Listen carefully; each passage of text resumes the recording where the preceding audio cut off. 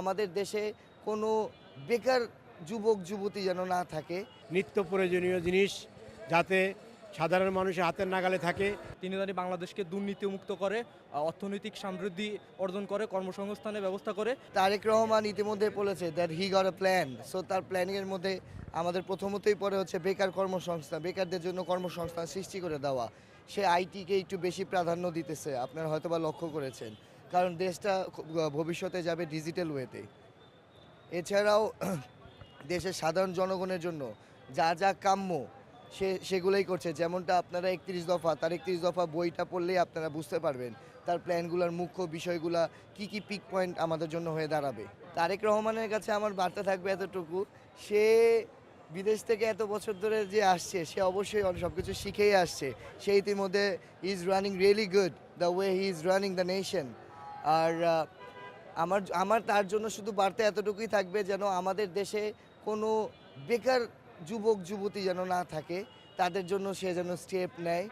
আর বিভিন্ন এলাকা, রাস্তাঘাট যেন মুক্ত হয়, এখানে যানজটটা যেন কমে আসে, আমরা জনভোগান্তিমূলক যেন কোনো কিছু যেন আমাদের ভুগতে না হয়। তো তিনি দীর্ঘদিন পরে বাংলাদেশে ফেরত এসেছে এবং তার রাজনৈতিক দল বিপুল সংখ্যাগরিষ্ঠতায় বাংলাদেশে সরকার গঠন করতে যাচ্ছে। তো তার কাছে আমার প্রত্যাশা থাকবে তিনি জানি বাংলাদেশকে দুর্নীতিমুক্ত করে, অর্থনৈতিক সমৃদ্ধি অর্জন করে, কর্মসংস্থানের ব্যবস্থা করে এবং শিক্ষাবান্ধব বাংলাদেশ গড়ে ওঠে এবং যে নগরগুলো আছে নগরগুলো যেন পরিষ্কার পরিচ্ছন্নভাবে তুলে ধরে। আমার সংসদীয় আসন হচ্ছে বাগেরহাট 2।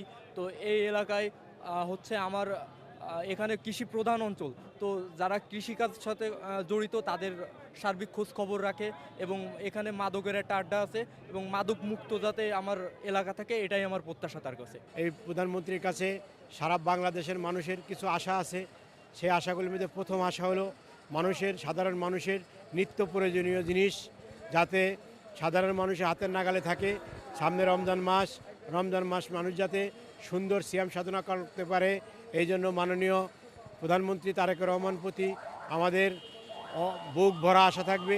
উনি যাতে শক্ত হাতে এই জিনিসগুলো দেখেন, কারণ বাংলাদেশের মানুষ অতি উৎসাহী, ব্যবসা বেশি করে এবং তারা সিন্ডিকেট করে সব কিছু দাম বাড়িয়ে দেয়।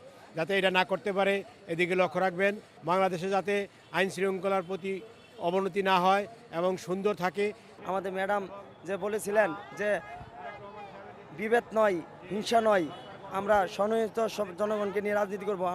আমি একই কথা বলতে চাই, দেশনায়ক তারেক রহমান যেভাবে বার্তা দিয়ে যাচ্ছেন, যে 12 তারিখে নির্বাচনের পরে যেভাবে 2-3টা মিডিয়ার সাক্ষাৎকারে আমাদের নেতা জনগণকে বললেন যে সবাইকে নিয়ে রাজনীতি করব, কোনো প্রতিহিংসা না এবং কোনো হিংসামূলক কোনো কর্মকাণ্ড করা যাবে না এবং দলীয় যেভাবে কঠোরভাবে দলীয় সে নির্দেশনা দিয়ে দিয়েছেন, আমি আমার নকলা যুবদলের পক্ষ থেকে আমি স্বাগতম জানাই।